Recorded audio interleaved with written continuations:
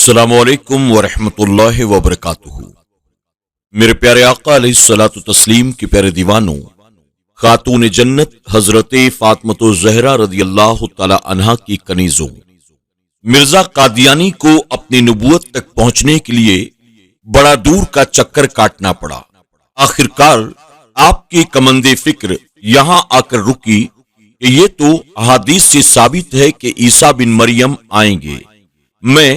کیوں نہ اپنے آپ کو مسیح موعود کہنا شروع کر دوں تاکہ لوگ مجھے مسیح مان لیں۔ لیکن اس میں مشکل یہ پیش آئی کہ حضرت مسیح تو زندہ ہیں، ان کی زندگی میں مسیح کیسے بن سکتا ہوں؟ خیال آیا کہ پہلے مسیح کو مردہ ثابت کرو، جب وہ مردہ قرار پا گئے تو پھر میرے لیے میدان صاف ہو جائے گا۔ چنانچہ انہوں نے اپنا سارا زور وفات مسیح ثابت کرنے پر لگا دیا۔ بے شک رحمت عالم صلی اللہ علیہ وسلم نے یہ ارشاد فرمایا کہ قیامت سے پہلے حضرت عیسیٰ علیہ السلام آسمان سے نزول فرمائیں گے۔ جن احادیث مبارکہ میں نزول مسیح کے متعلق تشریح کی گئی ہے وہ اس کثرت سے مروی ہے کہ مانوی طور پر وہ درجہ تواتر کو پہنچی ہوئی ہے۔ آئیے آپ بھی ان احادیث مبارکہ کی جھلک ملاحظہ کیجئے، آپ کو پتہ چل جائے گا کہ نبی برحق نے کوئی مبہم پیشن گوئی نہیں کی،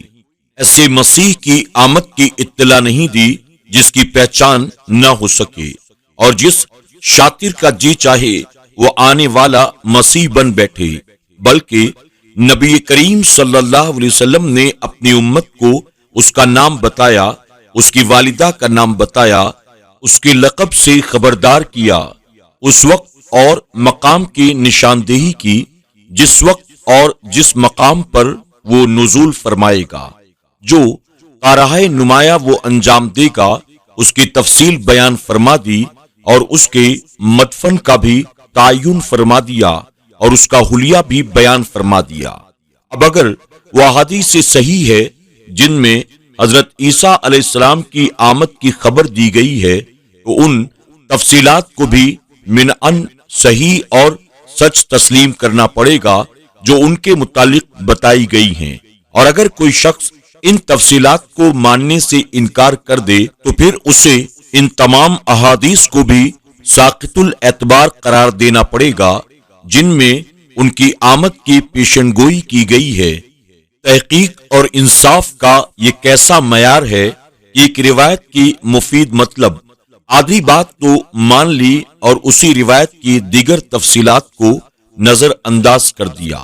ان کثیر التعداد احادیث میں چند احادیث جن میں حضرت عیسیٰ علیہ السلام کے نزول کا ذکر ہے، امام بخاری نے یہ الفاظ نقل کیے ہیں: اس وقت تک قیامت برپا نہ ہوگی جب تک عیسیٰ بن مریم کا نزول نہ ہو۔ مشکات المصابیح میں حضرت ابو ہریرہ سے منقول ہے، حضور اکرم صلی اللہ علیہ وسلم نے خروج دجال کے بعد ذکر فرمایا، اس اثنا میں کہ مسلمان اس سے لڑنے کی تیاری کر رہے ہوں گے، صفیں درست کر رہے ہوں گے، اور نماز کے لیے اقامت کہی جا چکی ہوگی، حضرت عیسیٰ بن مریم نازل ہوں گے اور مسلمانوں کی امامت کریں گے، اور دشمن خدا دجال ان کو دیکھے گا تو پگھلنے لگے گا جیسے نمک پانی میں پگھلتا ہے۔ اگر آپ اسی کو اپنی حالت پر ہی چھوڑ دیں گے وہ از خود پگھل کر مر جائے گا، مگر اللہ تعالیٰ اس کو ان کے ہاتھ سے قتل کرائے گا، اور آپ اپنے نیزے میں اس کا خون لگا ہوا لوگوں کو دکھائیں گے۔ یہ اترنے کے بعد دوسری نماز پڑھانے کا ذکر ہے، کیونکہ اترتے ہی پہلی نماز آپ نہ پڑھائیں گے بلکہ وہ امام مہدی پڑھائیں گے، جیسے کہ دوسری روایت میں وضاحت موجود ہے۔ حضرت جابر بن عبداللہ رضی اللہ تعالی عنہ فرماتے ہیں کہ میں نے حضور اکرم صلی اللہ علیہ وسلم کو یہ فرماتے ہوئے سنا،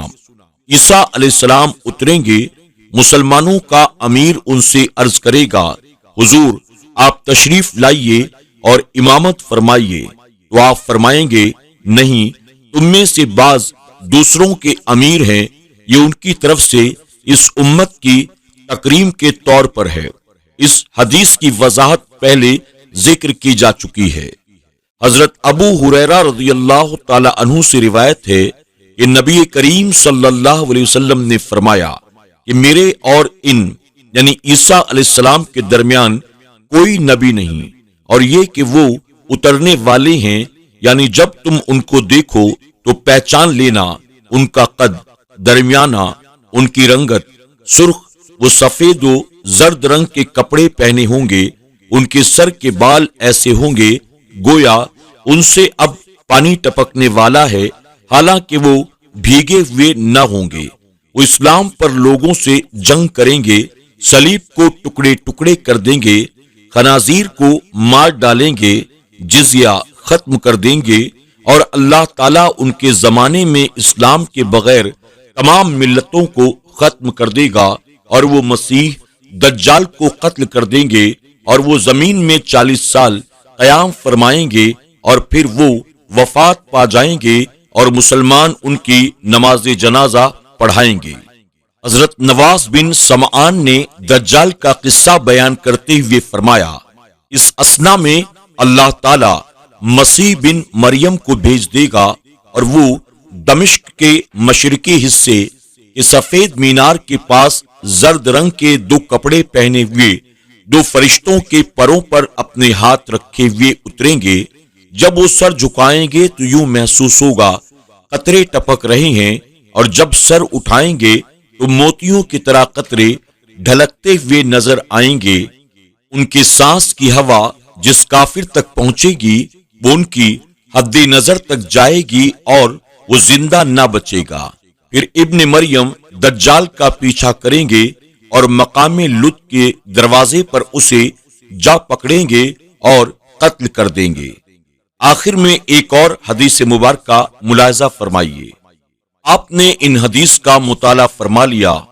ان میں مسیح موعود کا حلیہ، نام، والدہ کا نام، مقام اور وقت نزول، آپ کے کارائے نمایاں سب کے سب مذکور ہے۔ خدا کی شان ملاحظہ ہو کہ یہ شخص جو مسیح موعود ہونے کا دعویٰ کرتا ہے، اس کا نام بھی عیسیٰ نہیں، حالانکہ ہزاروں مسلمان اس نام کے موجود ہیں۔ اس کی والدہ کا نام بھی مریم نہیں، حالانکہ ہزاروں مسلمان عورتیں اس نام کی اب بھی موجود ہیں، اور خود قادیان میں بھی اس نام کی کئی لڑکیاں ہوں گی۔ صلیب کو توڑنا، خنزیر کو قتل کر کے عیسائیت کو نیست و نابود کرنا تو کجا، میاں جی ساری عمر عیسائی حکومت کے جھولی چک بنے رہے، اور اس کی خیرات پر پلتے رہے، اور اس کی اسلام کش سرگرمیوں پر تعریف اور توصیف کے قصیدے لکھتے رہے۔ ساری دنیا کو دار اسلام بنا کر جزیہ ختم کرنا تو بڑی دور کی بات،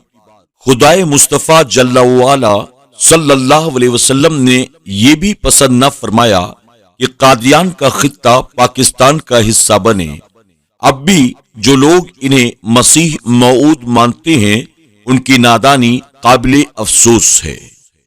میرے پیارے آقا علیہ الصلوۃ والتسلیم کے پیارے دیوانوں، خاتون جنت حضرت فاطمہ الزہرا رضی اللہ تعالی عنہا کی کنیزوں، آج کے درس میں بس اتنا ہی۔ انشاءاللہ حضور اکرم صلی اللہ علیہ وسلم کی ختم نبوت کے تعلق سے مزید کچھ عقلی دلائل